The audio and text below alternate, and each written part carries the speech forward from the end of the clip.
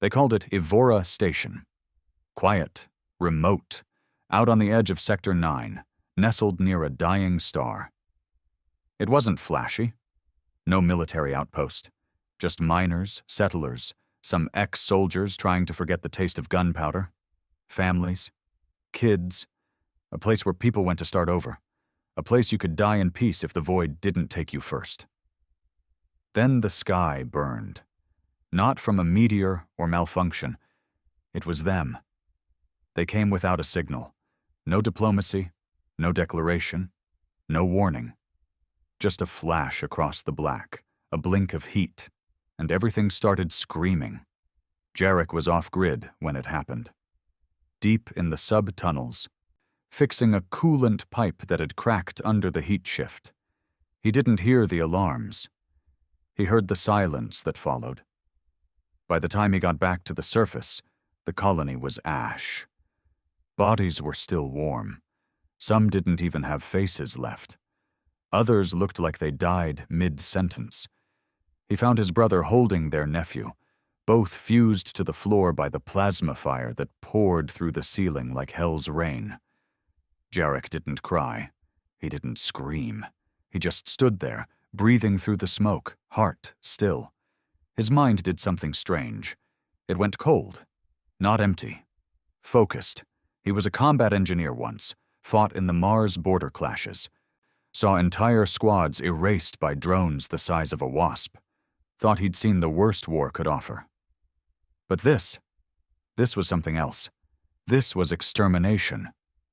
He walked through the ruins, found one of the local defense turrets still half intact, wires smoking. The system hadn't even activated. They had scrambled it. Smart. Clinical. The way you'd exterminate rats in your basement. Only humans aren't rats. They're wolves with broken leashes. Jarek wasn't the only one who lived. A few others had been down in the tunnels, deep in the coolant shafts or old storage bays. 37 survivors, give or take. Most were burnt, concussed, coughing up blood. A few were kids. They didn't scream much. Trauma does that. He looked around at what was left. Then he looked up at the stars, still glowing like nothing had happened. And something in him cracked. Not in a way you fix, in a way you sharpen. They didn't come back. The aliens, whatever race they were, hit 3 other colonies that same solar week. The outer ring was gone within days. Communications were silent. The Unified Earth Council? Nowhere. No fleets, no aid, no rescue shuttles, just dead air. Which meant one thing. Humanity had been abandoned. That was fine. Jarek didn't need fleets. He needed targets. 2 weeks later, the first message was sent from an encrypted, low-frequency channel buried in pre-war tech. It was one sentence. They exterminated Ivora. Survivors preparing retaliation. Volunteers only. No politics. No mercy. It spread like wildfire through the underground nets, the kind of channels that hadn't seen light in decades. War veterans, mercenaries, black ops ghosts, men who were too violent for peace, too broken for civilian life, the kind of men the government pretended didn't exist anymore. They were watching, and they answered. The ones who came first weren't young, they weren't clean, they weren't heroes. But they brought guns, armor, old war mechs with patched AI, ships that didn't register on official logs. They called themselves the Beasts, not because they were savage, but because they were trained not to be. And now, there was no one left to hold the leash. Jarek stood at the edge of the crater that used to be Ivora's town square. Wind howled through the ruins. His face was ash-covered, eyes cold. He spoke through the cracked transmitter on his wrist, a low signal aimed at deep space. Maybe they'd hear it. Maybe not. He didn't care. You hit civilians. You burned our children. Congratulations. You've summoned the beasts you couldn't control. Then he turned and walked back into the darkness of the old supply hangar, where engines were humming again, and war was being reborn. The hangar was never meant to hold more than a dozen cargo haulers, a few surface rovers, and maybe a maintenance ship if you cleared enough room. Now it looked like the waiting room of a damned army. Scrap metal was stacked in corners, stripped turrets lined the floor, and everywhere were men. Not civilians, not soldiers either. Something in between. Something worse. They came in silence. They didn't talk much. They brought their own gear, their own scars, and in most cases, their own reasons to kill. The kind of men who had buried brothers under alien dirt and had lived long enough to want to return the favor. Jarek moved between them like a ghost in smoke. No fancy uniform, just blood-stained gear, patched armor from 3 wars ago, and a look in his eyes like the universe had already ended. And no one told him yet. There was a man adjusting the exosuit plates on his thighs, faded tattoos covering arms that looked more machine than flesh. Another sat cross-legged in the corner, cleaning the scope on a long-range plasma rifle while muttering to himself in a dialect even Jarek didn't recognize. No one asked questions. No one needed speeches. The colonies were gone, and the stars needed to bleed for it. They had no name at first, not officially, but word travels in war, and whispers become myth. The beasts, they were called, because no one ever heard them coming, no one ever saw them leave, just silence, and then ruin. But inside the hangar, they were just men putting together war from memory. Jarek stood at the front near a makeshift terminal hooked to a half-broken projection board. He didn't have a speech prepared. He never did. He just waited until they stopped moving, stopped hammering, stopped loading their mags and double-checking their rigs. Then he spoke. "There's a reason Earth never sent a response," he said, voice rough from smoke and rage. "Because they didn't want one. Because the Council already decided we weren't worth saving." No one reacted. No surprise there. They already knew. "But you know what that means," Jarek continued. "It means there's no leash, no command structure, no red tape, no hold-fire orders." He paused, scanning the faces. Weathered, dead-eyed, some too young, some too old, already. "It means we don't answer to Earth anymore. We don't answer to anyone." He walked closer to the crowd. The quiet thud of his boots echoed against the old titanium floor. "We aren't soldiers. We aren't rebels. We're not some noble resistance. We're what happens when you slaughter people who were trying to live peaceful lives and leave the wrong ones breathing." He pointed toward the star map, glitching behind him, now showing 3 marked systems, each of them a confirmed hit site. "We're not rebuilding. We're not mourning. We're not lighting candles or holding hands." He looked up, jaw clenched. "We're going to make them afraid of the dark again." Silence. Then the first man stood up. No name, no badge, just an old carbon blade clipped to his back and burn marks down his neck. He tapped his knuckles twice against his chest. "I'm in." Another followed, then another. Then the sound of fists hitting armor, metal fingers against carbon plating, boots stomping. A low, savage rhythm building like a war drum made from guilt and gasoline. The beasts were awake. Their first target was chosen for strategy, not revenge. Orion Theta 3, a refueling station used by the alien faction now nicknamed the Dravari. Slender, cold-blooded things with needle-thin limbs and a hive mind that operated off emotion suppression. Efficient, brutal, detached, perfect enemies. The station wasn't heavily guarded. The Dravari didn't need heavy defense anymore. After the colonies burned, they assumed fear would do the rest. They were wrong. The beasts hit the station at orbital dawn. No warning, no fleet signature. They came in with blackout shields, signal dampeners, and cold burn boosters. Silent until they were already inside. Jarek was the first through the breach. His armor was patched together from old border tech and scavenged Dravari plating. He carried a pulse shotgun on his back and a vibro knife at his hip. But he preferred the weapon in his hands now, a modified anti-personnel cannon that used to be mounted on a mech's shoulder. The first Dravari didn't scream. They didn't know how. They just froze, analyzing. By the time they processed Yarek's presence, the hallway was painted in bone. Behind him, the rest came in waves. No formation, no tact, just destruction. The beasts didn't clear the station. They erased it. Every power node was fried. Every comms relay was sliced. Every Dravari that moved was torn apart. No survivors. No mercy. It took less than 11 minutes. The last thing the station's AI picked up before its systems went dark was an encrypted human code pulsing through the hull.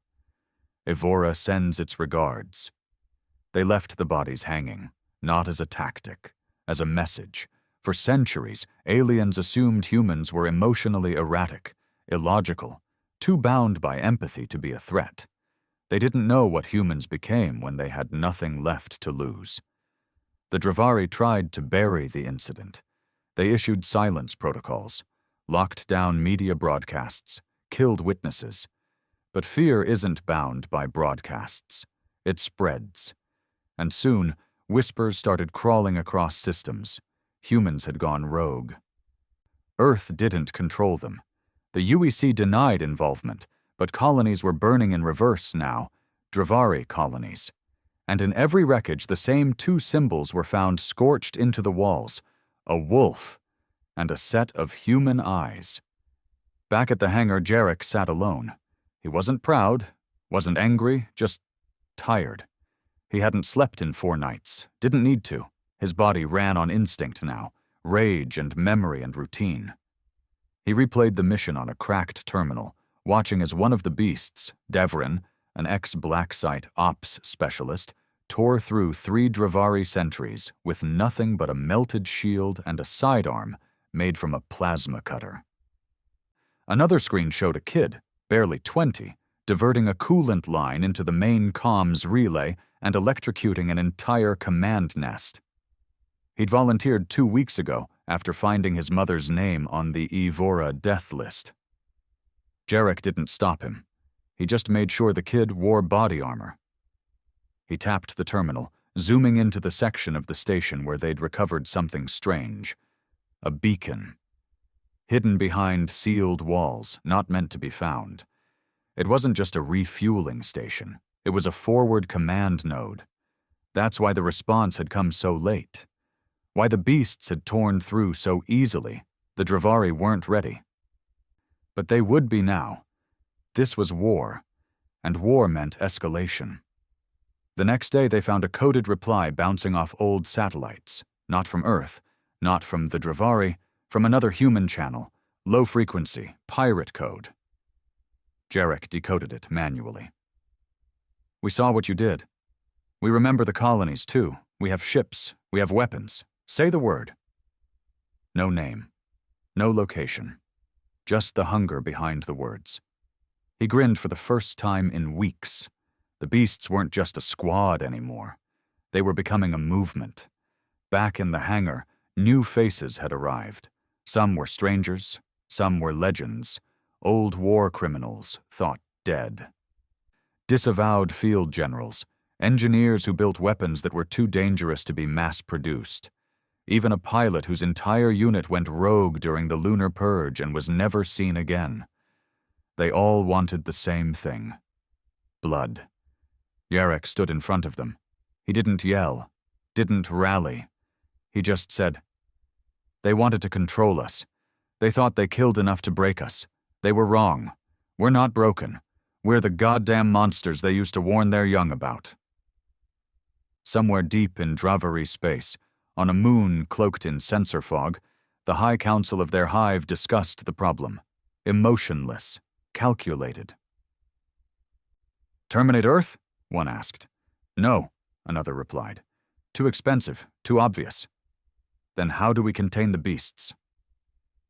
No one answered. Because no one had ever survived what came next. The hangar stank of metal and sweat. Since the attack on Orion Theta 3, more men had come.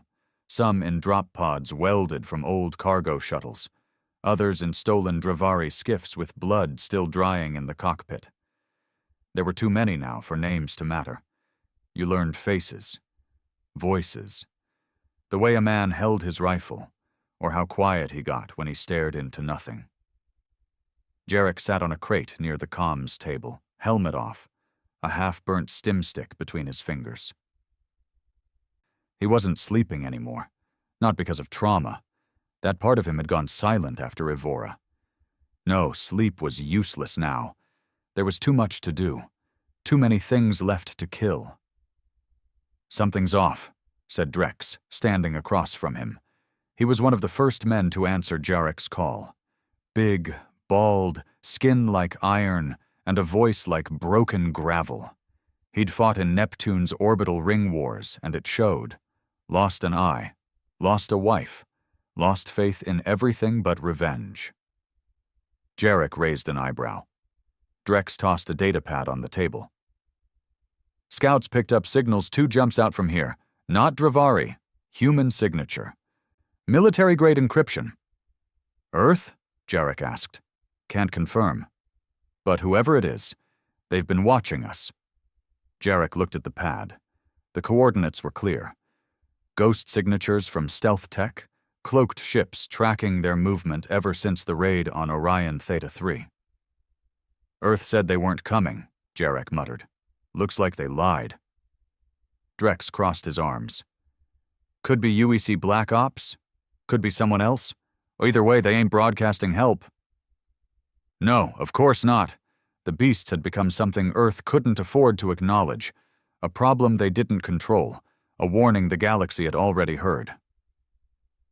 The war wasn't just against the Dravari now. It was about to turn 3-sided. That night, the hangar went dark. Power outage. First one in days. Backups kicked in quick. Red emergency lights flickering to life, casting long shadows against the walls. Men reached for rifles, instincts tight as tripwires. Then came the scream. It echoed from Corridor 3, where the newcomers were quartered. Not the raw scream of pain, the high-pitched howl of something not human. By the time Jarek and his squad reached the corridor, the floor was slick with blood. A man lay slumped against the wall, chest carved open, organs scattered like thrown meat. His throat had been torn out. Another man was screaming, hands covered in red, eyes wide like he'd seen God and wished he hadn't. It wasn't one of us," he babbled. "Wasn't human." Jarek kneeled down. The cuts weren't from plasma. They were claws, long, surgical, deep. "Dravari Infiltration Unit," Drex muttered behind him. "Inside our camp?" Jarek growled. "They're adapting." Jarek gathered the core squad in the strategy room. 20 of them, the old hands, the ones who'd survived long enough to become myths in the dark. "We've been hit," he told them. "Not from the outside, from inside." He pulled up footage. Blurry, fractured, but enough. A shadow moving too fast, 6 limbs, cloaked in active camouflage, not standard Dravari soldiers. "It's a sleeper unit, something new," he said. "Slipped in with the new recruits, took one of our men's skin, passed for him for 4 days." Murmurs filled the room. "They're not just reacting anymore," Drex added. "They're hunting us now." The line between predator and prey was starting to blur. The next strike came 2 days later. Station Seraph 8, a Dravari logistics relay. The beasts hit it hard. Breach and burn tactics. No survivors, no mercy. But something was wrong from the start. The station was already empty. No guards, no comms. No resistance. Drex walked through the halls, muttering curses. "This ain't right. This ain't a retreat. It's bait." They found the traps too late. First, the EMP burst knocked half their equipment offline. Then the automated turrets activated, hidden in the walls. 3 men died before Jarek manually overloaded the system with an old override code. one he remembered from a pre-war operation he was never supposed to speak about. They got out. Barely. But it wasn't a win. It was a message. The Drivari weren't stupid. They were evolving, and worse, they were starting to understand humans. Back at base, tensions cracked. Men started fighting. Not over food or supplies, but trust. Who was real? Who was one of them? Jarek tried to keep it together. He enforced protocols, DNA checks, constant monitoring, split shifts, but paranoia had already sunk its claws in deep. You give men a war they don't understand. They start looking for enemies among their own, Drex told him quietly one night. Jarek didn't answer. He just stared at the cracked screen showing the list of confirmed colony deaths. Over 17 million across the outer ring now, and no one else was fighting for them. Just the beasts, just the damned. Then came the message. Encrypted. Raw audio, old Earth dialect. No visuals. This is Commander Thorne of the UEC Black Guard. Cease operations immediately. You are destabilizing the sector. Continued action will be met with sanctioned force. Jarek listened to it 3 times before responding. He didn't yell, didn't curse. He just pressed the comm and said flatly, You let them kill us. You let them burn children alive. If you want to stop us, come try. Then he cut the channel. Drex found him later, sitting alone in the storage bay, staring at a child's drawing he'd pulled from the ruins of Ivora weeks ago. It showed a stick figure family standing under a binary sun. Was that smart? Drex asked. Poking Earth? Jarek didn't answer right away. Then he said, We were already dead the day the colonies burned. Now we're just teaching ghosts how to bite. The next mission was a deep strike. Risky. Stupid even. Harrow's Gate. A Drivari communications nexus buried beneath a frozen moon, defended by a psychic relay net that scrambled most tech and fried human nervous systems if you got too close. They sent 6 men in. Only 3 came back. One of them, Kriv, an old siege specialist, came back blind and screaming, blood running from his ears. They know what we are now, he rasped before dying. They saw into me. They saw everything. The Drivari weren't just adapting. They were evolving around human fear. The beasts were changing too. What started as revenge had become something darker. They stopped talking about going home, stopped pretending there was a future after this. Some of the men began carving the wolf sigil into their flesh. Not as decoration, but as identity. They weren't human anymore. They were monsters bred by silence, raised by fire, and sent screaming into a galaxy that thought it had broken them. Then one night, Drex pulled Jarek aside. There's a mole, he said. Jarek's blood froze. You sure? Drex nodded. Got intercepted logs. Someone inside is feeding UEC intel to the Drivari. Coordinates, patterns, names. Who? We're narrowing it down. Jarek didn't sleep that night, because it wasn't just a war now. It was a hunt inside the pack.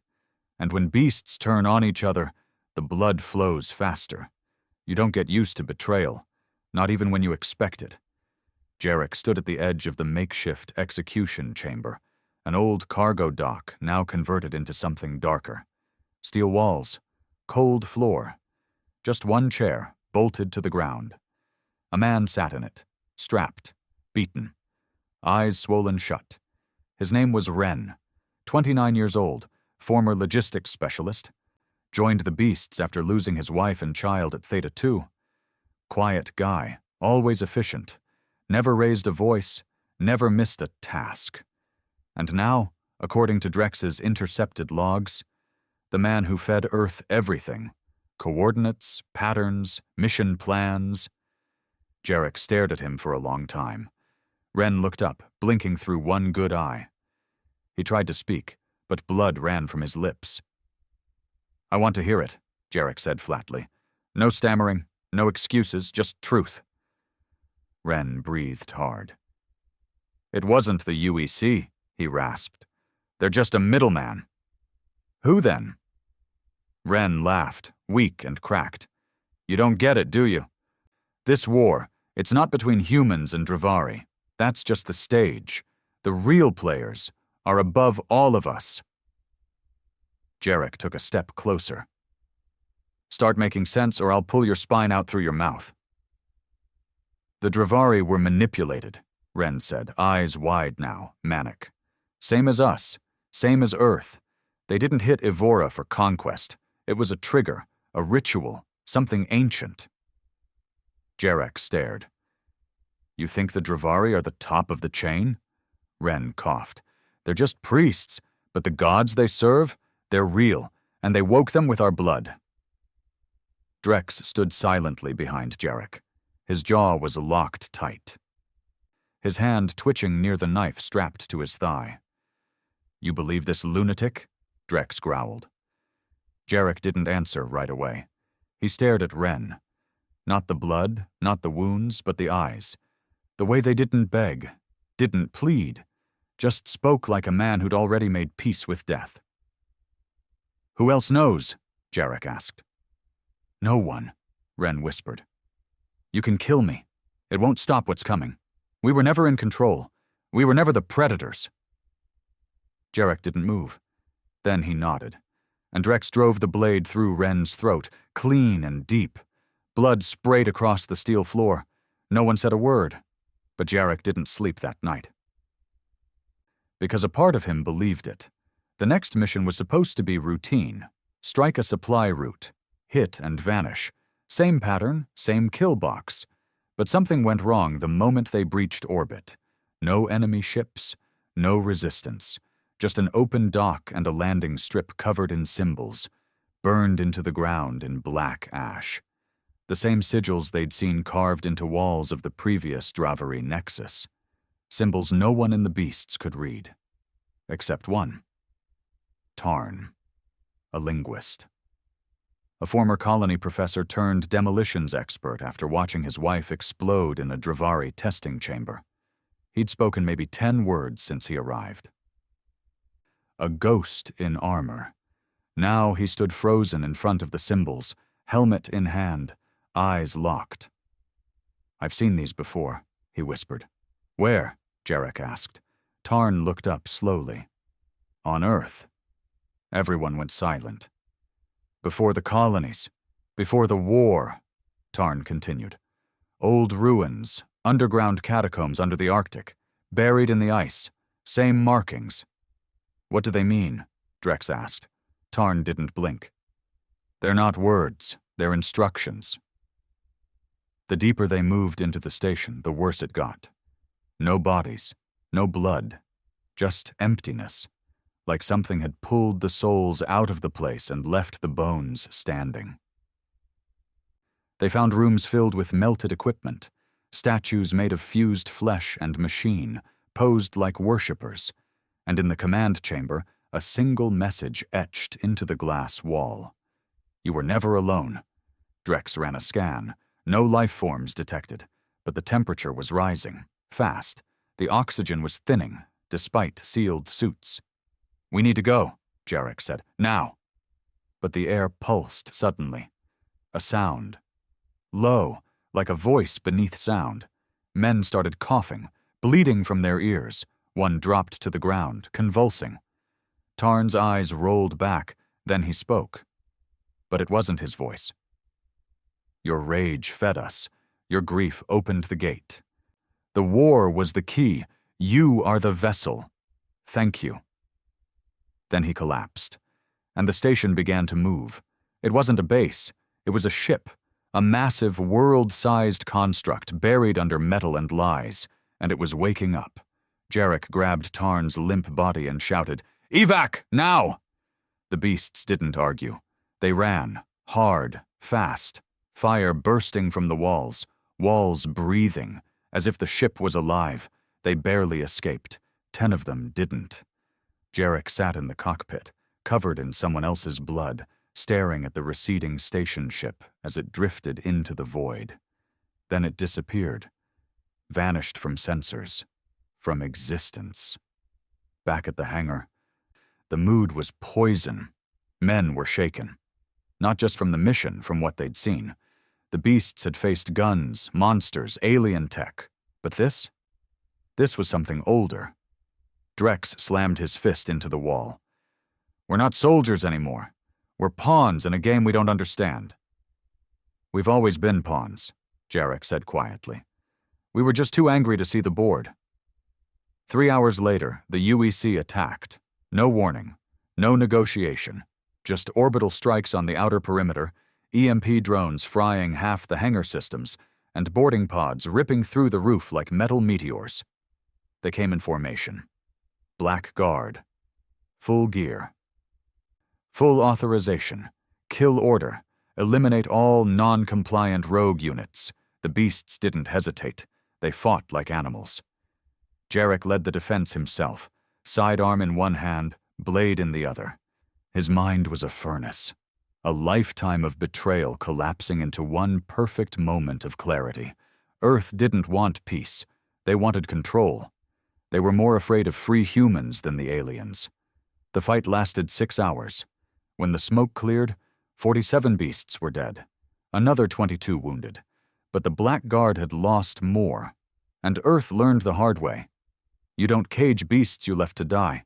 You bury them, or you run. Tarn recovered later that week, his body intact, his mind fractured. But he spoke again. They're coming, he whispered to Jarek. Who? Jarek asked. The ones beneath the war, the ones the Dravari serve, the real reason this all started. What do they want? Tarn didn't answer. He just stared at the stars. And for the first time, Jarek realized something terrifying. This wasn't a story about vengeance anymore. It was a story about revelation. And they were running out of time. The hangar was quiet, not silent, just quiet in the wrong way, like a beast holding its breath before the pounce. No hammering metal, no curses. No laughter from men who forgot how to mourn. Just low whispers and the click of weapons being checked for the 100th time. Jarek stood alone above the operations deck, staring through the cracked observation window. The stars hadn't changed. Still cold. Still distant. But now when he looked at them, he didn't see space. He saw eyes, watching, waiting, calculating. The beasts weren't fighting for revenge anymore. They were fighting to stop something they couldn't even name. And they were already too late. We have movement, said Drex, his voice low, like he was afraid to wake the wrong kind of thing. He handed Jarek the pad, and the feed lit up. Deep space telemetry. Something massive. Not Dravari, not Earth. Just darkness moving through the system. Not flying, not boosting, dragging itself. No energy signature, no radiation, just mass. Unnatural, lurching mass. Tarn sat at the far end of the deck, head low, a bottle in one hand and a black shard in the other. He hadn't slept since the last mission. Not really. He barely spoke, unless it was riddles or half-lucid nonsense. Until now. That's it, he said, voice hoarse. That's one of them, a harbinger. Jarek turned. You said there were gods, ancient ones. What the hell is that? Tarn looked up. Not gods. Not even demons. Something else. They don't live. They don't die. They just are. And why are they coming now? Because we woke them. Jarek remembered Ren's words before he died. The war was the key. This wasn't about colonization, wasn't about resources. This war, Dravari and human, Earth and colony, it was a ritual. Blood was the offering, and someone, something, was now collecting the payment. That night, the dreams came. Jarek hadn't dreamed in years, not after Ivora. His sleep had become black, empty, pure survival. But this night, he saw fire. Flesh. Stars weeping black light. He saw himself walking through a battlefield made of bone and ash, alone, dragging a blade that wasn't made of metal. It pulsed, as if alive, feeding on his rage. Ahead of him stood something with his face. But not him. It spoke one word. Choose. He woke up to alarms. Not Dravari this time. UEC battlecruiser inbound. Earth had come back. This time they brought numbers. 3 capital ships. Full assault class. Black Guard divisions. Orbital drop cannons warming up. Jarek stood on the deck, unmoving, armor half-strapped, helmet under one arm. He stared at the feed like it was a goddamn joke. They really want us dead, Drex said beside him, loading a launcher. No, Jarek muttered. They want to stop us from reaching what's coming. They think if they kill us now, they can close the gate. Drex glanced at him. Then they're already too late. The beasts prepared for war. Not a raid, not a surgical strike, a full-scale slaughter. Men checked armor they hadn't worn since Mars. Others injected stims straight into their necks, shaking with anticipation. Every one of them knew this was suicide. Every one of them volunteered. There was no grand speech, just Jarek's voice through the comms. They're coming to erase us, not just Earth, not just the Dravari, something worse. Something hungry. We're the only ones who see it. We're not soldiers anymore. We're the firewall between extinction and survival. And we will hold. The hangar roared. The first Earthship dropped troops 2 clicks outside the canyon wall. Beasts met them with fire and steel. The Black Guard fought with precision, organized, efficient, cold. The beasts fought like monsters. Jarek tore through lines with a modified thermoblade, armor scorched, visor cracked, screams echoing behind him. Every kill meant nothing. Every step forward was fueled by the same thought. You let them die. Now we all burn. Drex led the charge into the second wave, gunning down Earth mechs with scavenged Dravari tech. He took a hit through the shoulder, kept fighting. Blood meant nothing anymore. Men fell. Whole squads erased. But they kept coming. Because dying meant nothing now if they didn't stop what was waking up behind the stars. Hours passed. The battlefield was a ruin. Fire lit the horizon. Smoke choked the sky. The hangar was half collapsed. Hundreds dead on both sides. And in the wreckage, Jarek stood above the body of an Earth commander. Helmet cracked. Eyes wide in death. In his hand, a data stick. Jarek took it, plugged it in, and everything changed. Tarn decoded it. The file was encrypted in Earth's most classified tier, coded above top secret. Even Drex couldn't crack it, but Tarn did. He was always more than he let on. The truth hit like a railgun to the chest. Earth had known, for decades. They'd found the first glyphs during a deep ice dig on the southern pole, had their own secret contact with the Dravari. It wasn't war, it was collaboration. The Dravari were told where to strike, what colonies were left defenseless. In exchange, Earth would be spared when the real enemy came through. They were playing both sides. Jarek's hands trembled. Drex slammed his fist into the wall. Those bastards sold us out. They didn't just sell us out, Jarek said, voice hollow. They fed us to something they couldn't control. Then Tarn found something worse. An activation signal. Coordinates. A final beacon meant to complete the ritual, hidden in a vault beneath Earth itself. Once activated, it would open the rift fully, and pull whatever slept in that black hell through. Jarek stared at the coordinates. Then he looked at the last few men still breathing, and said, "We're going to Earth." They didn't come in through the front gate. There was no declaration of war, no orbital warnings, no negotiations. They arrived in silence, on stolen ships through black lanes Earth pretended didn't exist. The beasts flew under old encryption codes, abandoned during the Martian rebellions. Jarek had memorized them in a former life, back when he still believed the military had honor. They were ghosts now, coming home to bury their makers. The planet looked untouched. That was the first offense. No smoke, no damage, no signs that humanity's oldest home had suffered while the colonies burned. Skyscrapers still reached toward the heavens. Clean transit lines hummed across megacities. News feeds played smiling faces and sanitized headlines. No mention of Ivora, no names of the 17 million lost. The war never reached Earth, because Earth had sold the war to everyone else. They landed on the outskirts of New Geneva, one of Earth's military capitals, population 10 million, host of the UEC's Black Site Command Center. Beneath it, at coordinates Tarn decrypted, lay the vault. The final beacon. Jarek stepped off the shuttle first, boots hitting soil that hadn't tasted real war in generations. Behind him were 23 men, the last of the original beasts. The rest were dead, crippled, or mad. Each man carried scars no one could name. Each one knew they wouldn't return. That was fine. No one deserved to. They moved through the outskirts with surgical precision. Civilian patrols? Bypassed, drones, hijacked, surveillance towers, knocked offline before they could blink. Drex led the demolition crew.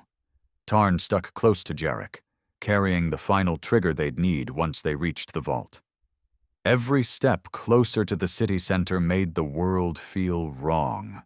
Too perfect. Too untouched. Until they reached the first checkpoint, and Earth showed its real face. The guards weren't human, not anymore. Clad in black armor with smooth, featureless masks, their movements weren't just military, they were ritualistic. Perfect synchronization, no voice, no chatter, eyes glowing with a low, inhuman blue. Jarek ordered no mercy. The beasts struck with everything they had. Pulse bombs, shock shells, flechette rounds. The guards didn't scream when they died, they just crumbled. Tarn scanned one of their bodies. Not organic, he whispered. Cyber-cloned muscle, half human, half reactive mesh, no soul. They gave up being men, Drex spat, just to guard the god's tomb. Jarek stared at the gates beyond.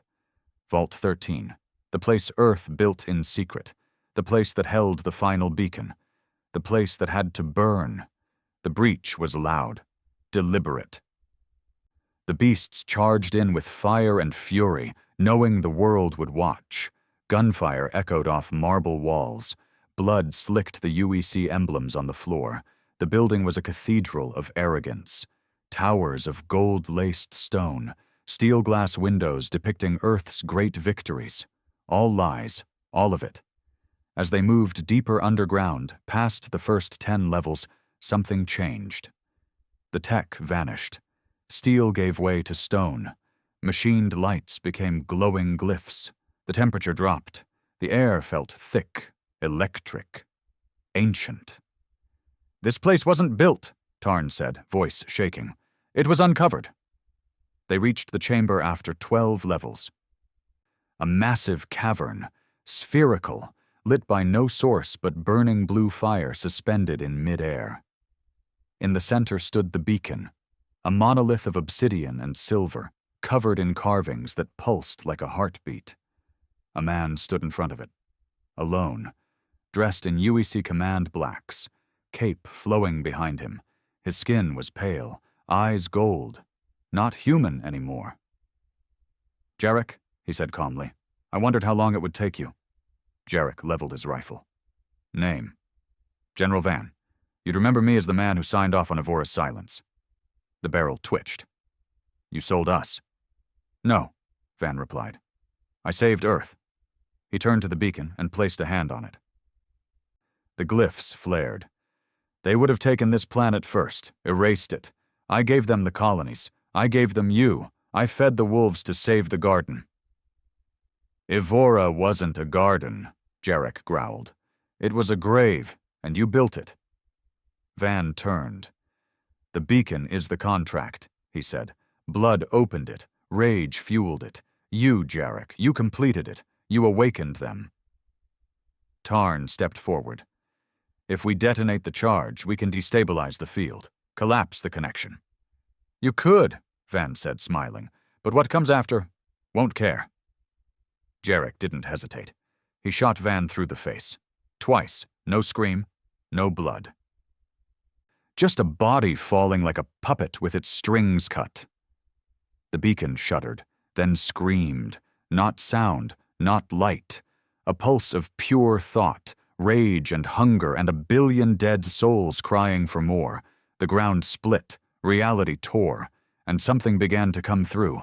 They ran. The chamber collapsed behind them as the monolith exploded in reverse, sucking rather than blasting. Glyphs tore from the walls and flew into the air like torn skin. Drex took a hit to the leg, but kept moving, dragging another beast behind him. Jarek carried the trigger in his hand. Tarn screamed, "We need a full collapse, now!" They reached the upper chamber, sealed the blast doors, and set the charge. Then waited. Jarek looked down at Earth one last time, the surface still beautiful, still green, still unaware. Then he said, "Let it burn." Tarn hit the switch. The explosion was not seen. It was felt. A scream across the psychic spectrum. The beacon imploded, taking everything with it. The tomb, the chamber, the fake soldiers, and the contract they'd tried to complete. Above, across Earth's cities, the sky shimmered. Something cried out from beyond the veil. Then silence. Back on the ship, Jarek watched the atmosphere return to normal, but inside him, something had changed. He could still hear the beacon, not in words, in memory. It had spoken to him in the chamber, told him things, showed him Ivora's fall from above. It hadn't just been vengeance anymore. The beasts were the ritual, and he was the heart. Drex limped into the medbay where Jarek sat, covered in blood. "You okay?" he asked. Jarek didn't respond, just stared at his own hands. "They told me I'm the vessel," he muttered, "that I was made for this." Drex leaned against the wall. "Do you believe it?" "I don't know." "What happens now?" Jarek stood slowly, looked out the window, and saw something moving on the edge of the stars. Something still watching. "We finish it," he said. "One way or another." Space was never silent. Not really. It creaked, it hummed, it pulsed. But now, as Jarek stood in the command bay of the Stalker, watching the outer systems collapse into static and darkness, he realized the silence wasn't from distance. It was from fear. The stars weren't singing anymore. They were screaming quietly, like prey hiding under the bed. Tarn was catatonic. His brain had hemorrhaged shortly after they escaped Earth's beacon implosion. He sat now, buckled into a med chair, eyes open, unmoving, mouth whispering symbols that weren't from any human tongue. Drex stood across the deck, armor cracked, blood on his knuckles. He hadn't cleaned himself in days. "Telemetry's breaking down," he said flatly. "Long-range scanners show gravitational anomalies all along the outer rim, like black holes, but not permanent." Jarek didn't turn around. "It's the gate," he said quietly. "They're pushing through." Then the beacon didn't stop them. It slowed them, delayed the full merge. Drex let out a cold breath. "So what the hell do we do now?" Jarek turned. His eyes weren't fully human anymore. Not exactly. They had found the origin point, not Earth, not the Dravari homeworld. But the void rift, a tear in real space hovering just beyond the Orion graveline, an abandoned quadrant where nothing grew, no planets, no stars, just an endless expanse of black ash and failed signals. That was where it was waiting. The entity, the god, the intelligence older than war itself, the one who fed on suffering. Tarn had named it before his mind broke, and Shathir, the sleeper beyond suns, the mind without body, the architect of ritual. It was never about conquest. It was always about invitation. You don't invade humanity. You provoke it. Let it rage. Let it spiral. Let it butcher. Let it become so violent it opens the gate itself.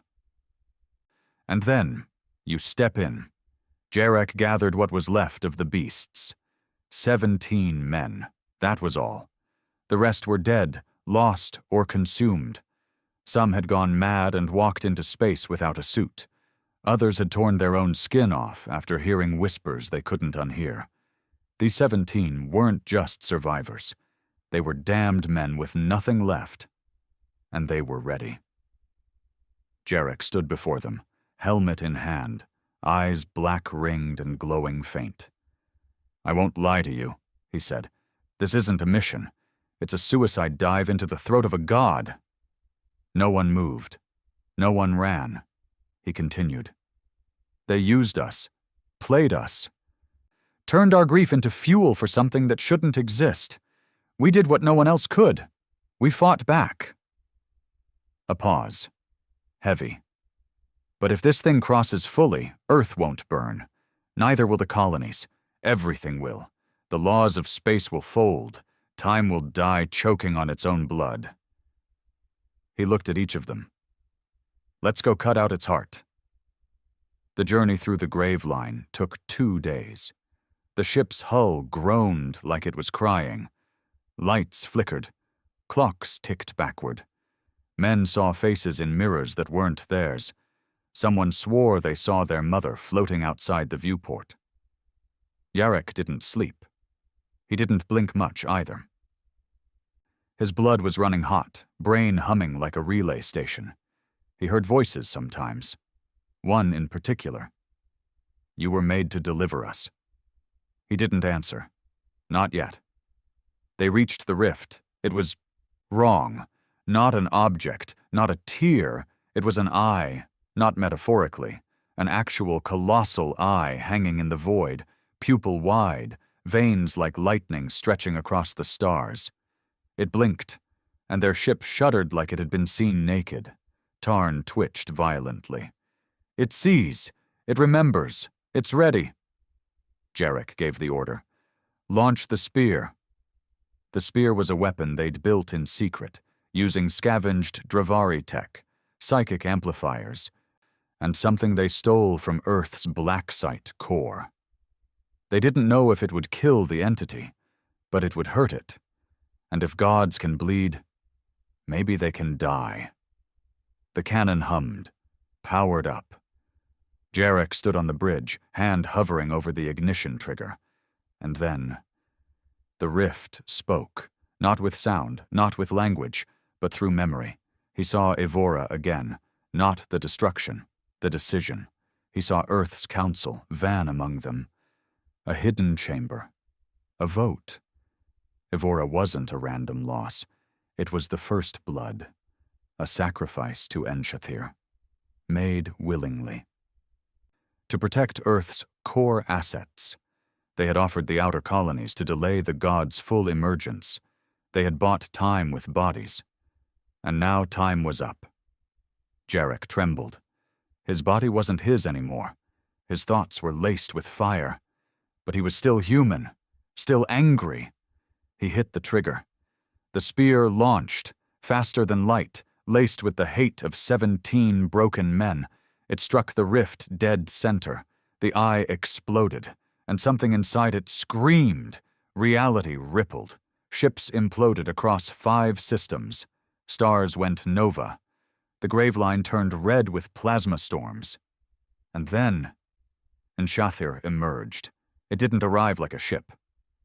It unfolded like a disease, a continent-sized mass of teeth, eyes, tendrils, and mouths, speaking every human language at once. The stars behind it dimmed, gravity warped. Jarek stared at it, blood running from his nose. "You said I was made to deliver you," he muttered. "Yes," the god answered, "but you made yourself." That was the final truth. Enshathir hadn't chosen Jarek. Jarek's rage had created the bridge. Every death he caused, every man he led into vengeance, every part of him that stopped being human. It made the path. But he still had one card left. The second beacon. Tarn had hidden it, modified it. If the first beacon was the invitation, the second would be the lock, not to seal the god away, but to drag it down with them. Jarek stood alone in the drop chamber, armor glowing red, bones cracking under the weight of the psychic pressure. The rest of the beasts held the ship together with everything they had left. Drex limped in beside him. "I told you I'd die anywhere but in my bed," he said with a grin. Jarek clasped his arm. "Time to take a god to hell." They dropped, straight into the god's core. Inside Enshathir was nothing, and everything. Dead civilizations, faces from Jarek's past, his mother, his brother. The children from Ivora, the screams of every soul consumed. He walked through it like a man on fire. Drex fell behind, dragged into the black. Tarn's voice whispered across the intercom, already half gone. "Trigger. When you reach the heart." Jarek found it, a single glowing knot of nerves, shaped like earth. Beating slow, he placed the beacon against it, and smiled.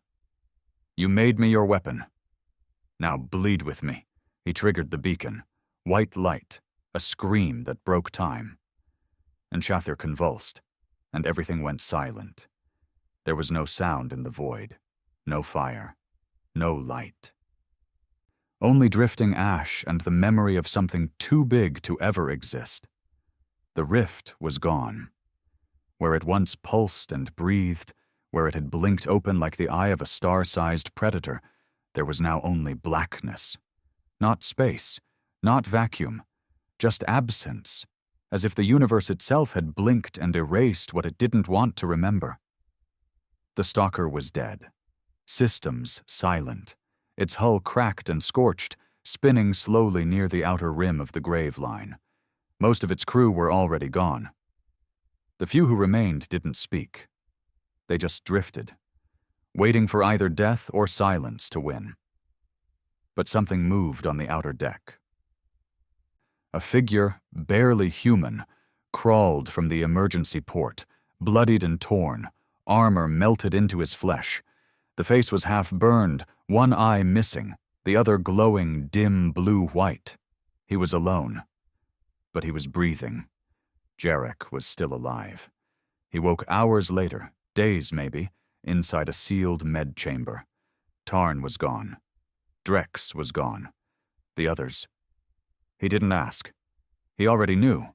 There were scars on his arms that hadn't been there before. Not burns, not wounds, symbols, etched into his skin like brands. Ancient glyphs pulsing faintly beneath the surface. The same ones that glowed inside the beacon. The same ones carved into the Dravari tombs. The same ones that whispered behind his eyes. He didn't scream.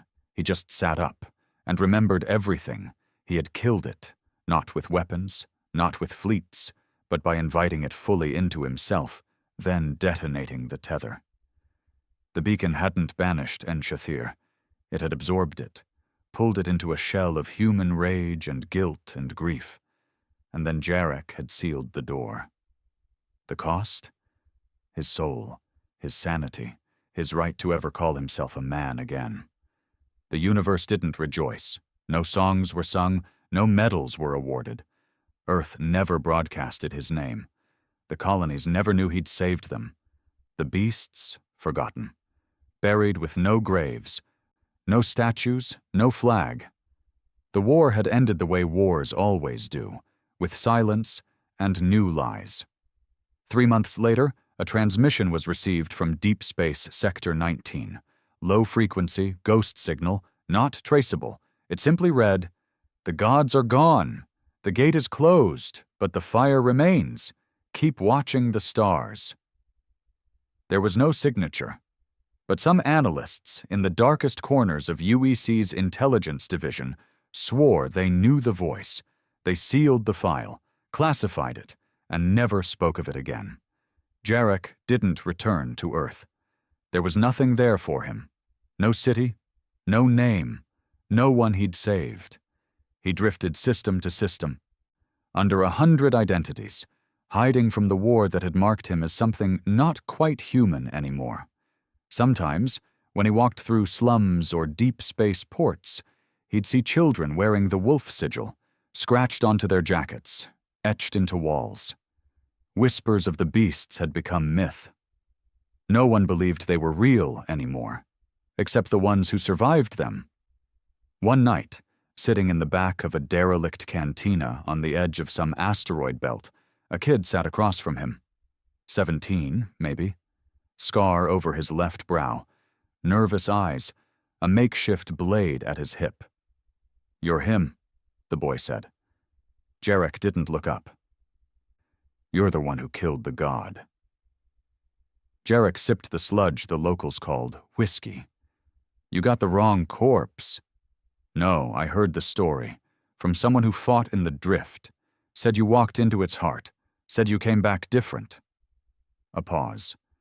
Then the boy asked, almost begging, "Is it really gone?" Jarek looked up, and the boy flinched, because behind the bloodshot eye and the burn scars, there was something ancient looking back, something still breathing. "It's gone," Jarek said softly.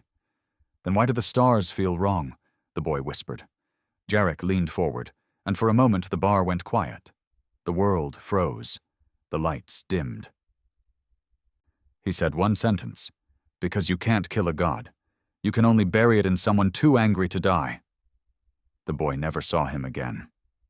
Years passed. The universe moved on. New colonies rose. New wars started. Earth never acknowledged what had happened. The Dravari were silent, scattered, fractured, leaderless. But every so often, strange anomalies would appear at the edge of the known rim. A ship spotted in multiple places at once. A scarred man walking alone through war zones untouched. A single figure tearing through pirate fleets with a weapon that pulsed like it was alive. And always, just before vanishing, a signal was heard. "You summoned the beasts. We remember." In time, legends returned. Not of heroes, but of monsters that guarded the gates of space, wolves in human skin, the last men left from a war no one spoke of. They said one of them still walked the stars. Burned. Broken. But watching. Because the gods hadn't won. But they weren't gone either. They were waiting. And so was he. Final words. Jarek sat alone on a forgotten moon, boots buried in dust, watching the stars blink in and out. A small fire crackled beside him. Not for warmth, just to prove the void hadn't swallowed everything yet. He held the beacon's shattered remains in his hand. It no longer glowed.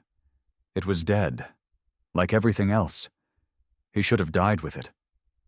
But something inside him refused. Maybe it was guilt. Maybe it was rage, or maybe it was the last thing the god had whispered before the end. "We are not finished." Jarek closed his eye, smiled, and whispered back, "Neither am I."